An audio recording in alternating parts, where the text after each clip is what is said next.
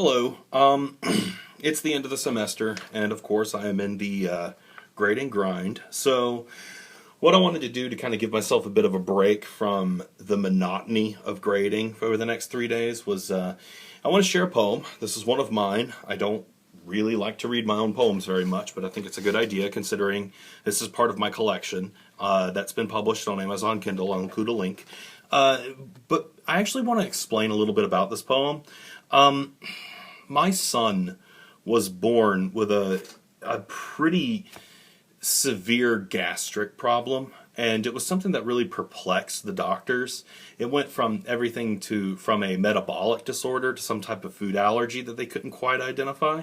So yeah, it was a tough couple of months there. We got through it. He's okay. Everything is, he is a perfectly healthy young little boy, but that time where we thought that he was going to struggle with something for the rest of his life, and for a little while he was losing weight really fast, that was a complex time. And it was a complex time for me emotionally. And at this point, I stumbled upon an article about a couple who had a child with anencephaly. Now, anencephaly is when a child is born with a malformed skull to the point that the brain is actually exposed. You can Google images of this and, get an idea of what this looks like. The couple had been banned from Facebook because they posted pictures with their child. And it was something that wounded me absolutely to my core, because the child only lived for like 6 hours or something like that. I mean, children with anencephaly, they just don't last long. And I really connected with them, even though what they were going through was in a lot of ways so much worse.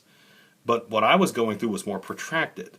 So in considering this stuff, I put together this poem, Anencephaly Blues.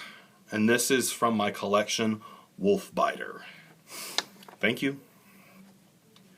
Doctors sometimes struggle to explain the bleeding and general failure of an infant digestive tract.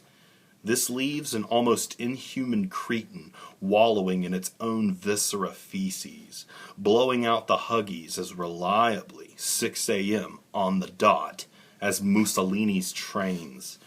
Early lavender baths do nothing for his waning limbs, and the blue eyes get more gray as the wretched morning wags on. For 3 months, it screams as some faulty enzyme eats away his innards, landing it square on a limited access route to potential retardation.